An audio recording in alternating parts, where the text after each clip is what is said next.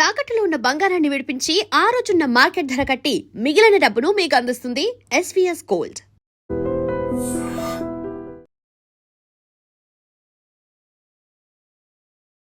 ప్రస్తుత పరిస్థితుల్లో సోషల్ మీడియాకి ఉన్నటువంటి పవర్ అలాంటిది ఇలాంటిది కాదు. ఒక మనిషిని ఫేమస్ చేయాలన్నా, ఒక మనిషిని నెగటివ్ చేయాలన్నా ఇది కేవలం సోషల్ మీడియాకే సాధ్యం. సోషల్ మీడియా వల్ల ఒక పూసలు అమ్ముకునే అమ్మాయి ఫేమస్ అయి హీరోయిన్ అయిపోయింది, మంచిదే. కానీ తాజాగా కేరళ సంఘటన మాత్రం మనిషిని కాల్చేస్తోంది. ఒక వ్యక్తి ప్రాణం పోవడానికి ఎలా కారణమైంది, అసలు ఆ వైరల్ వీడియో వెనుక ఉన్న నిజమేంటి, అసలు ఆ బస్సులో ఏం జరిగింది ఒక్కసారి తెలుసుకునే ప్రయత్నం చేద్దాం. కేరళలోని కోజికోడ్ జిల్లా గోవిందపురానికి చెందినటువంటి దీపక్ అనే 42 ఏళ్ల వ్యక్తి రీసెంట్గా అంటే జనవరి 16వ తేదీన ఒక ఆర్టీసీ బస్సులో ప్రయాణం చేశాడు. అదే బస్సులో ఆయన వెనక సీట్లో ఒక యువతి కూడా ప్రయాణం చేసింది. అయితే ముందున్న దీపక్ తనను కావాలనే అసభ్యంగా తాకుతున్నాడు అని ఆ అమ్మాయి భావించి ఆ సీన్ మొత్తాన్ని వీడియో తీసి సోషల్ మీడియాలో పోస్ట్ చేసేసింది. ఇంకేముంది, ఆ వీడియో కొన్ని గంటల్లోనే క్షణాల్లోనే పూర్తిగా వైరల్ అయిపోయింది. ఏకంగా 20 లక్షలకు పైగా వ్యూస్ రావడంతో అందరూ ఆయన్ని విమర్శించడం స్టార్ట్ చేసేశారు. పాపం ఈ విషయం దీపక్కి తెలీదు. ఆ వీడియో చూసి ఆయన తీవ్రమైన మనస్తాపానికి గురయ్యాడు. తన పరువు పోయింది, సమాజంలో ఎలా తిరగాలని బాగా బాధపడ్డాడు. కుటుంబ సభ్యులు ఆయనకు ధైర్యం చెప్పడానికి ట్రై చేసినా కూడా ఆయన ఆ బాధ నుంచి బయటపడలేకపోయాడు.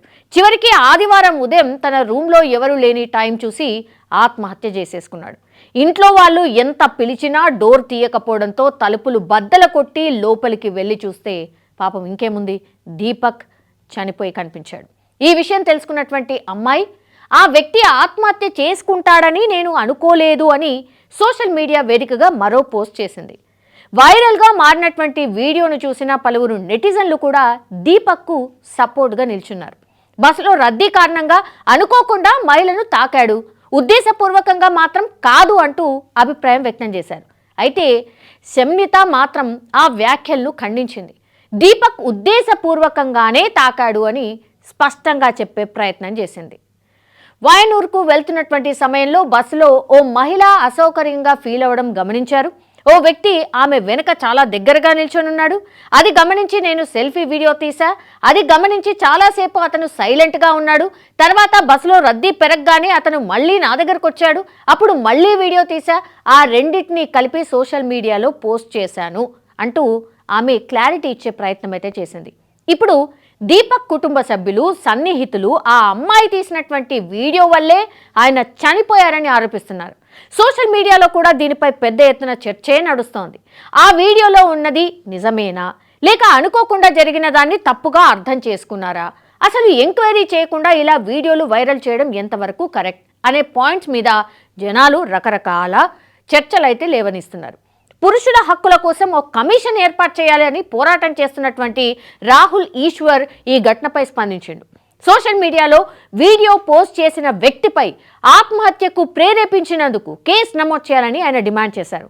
ఈ మేరకు కేరళ ముఖ్యమంత్రి కార్యాలయం, డీజీపీ కార్యాలయానికి ఫిర్యాదు చేసినట్టు కూడా ఆయన తెలియజేశాడు.